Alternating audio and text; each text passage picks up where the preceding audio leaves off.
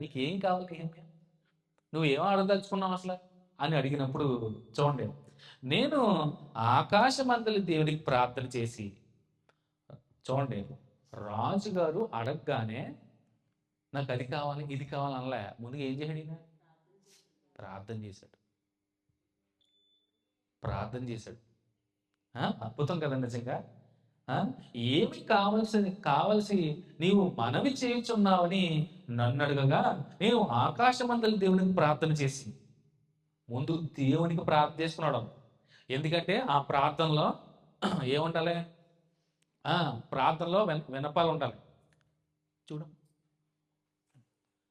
So ప్రార్థనలో విన్నపాలు ఉండాలి. సో ఆ విన్నపాన్ని విజ్ఞాపించుకున్నాడు దేవునికి.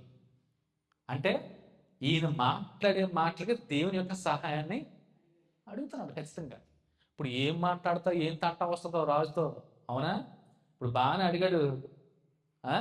ఈయన అర్థహస్త కొంచెం శాడిస్ట్ అనుకోండి, ఈయన మరి ఇంత ప్లాన్ వేసేవాడిని వెళ్ళిపోతాకి అని అనుకుంటాడు.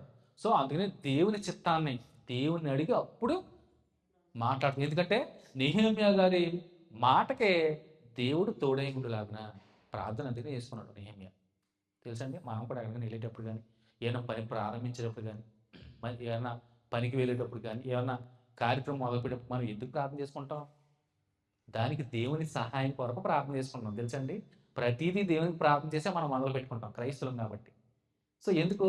దేవుడు మనకి దాంట్లో తోడుగా ఉంటాడో, నడిపిస్తాడో. ఆయనే తోడుంటే మనకేంటి భయం?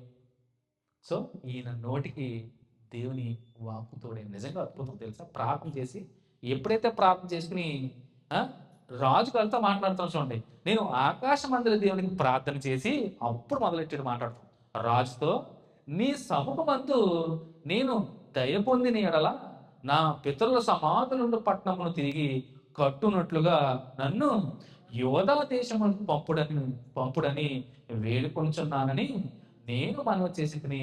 ఎంత ధైర్యం కావాలి!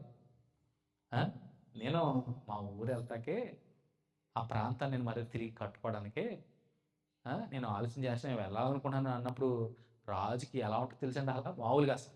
ఎందుకంటే ప్రార్థన చేసుకున్నాడు కాబట్టి నెహెమ్యా నోటికి దేవుడు తోడున్నాడు. అట్ ది సేమ్ టైం ప్రార్థనలో ఉన్న శక్తి చూడండి. అట్ ది సేమ్ టైం రాజు హృదయాన్ని కూడా ఖచ్చితంగా మార్చగలడు. ఆయన ఏమైనా చేయగలడు నిజంగా. తెలుసా? ఫరో హృదయాన్ని చూసారా? కఠినపరిచాడు. హృదయాలు ఎలాగైనా తిప్పగలడు. అనుకూలంగా తిప్పగలడు, వ్యతిరేకంగా కూడా తిప్పగలడు. తెలుసండి? హృదయాలు చేశాడు దేవుడు, చేయలేదా?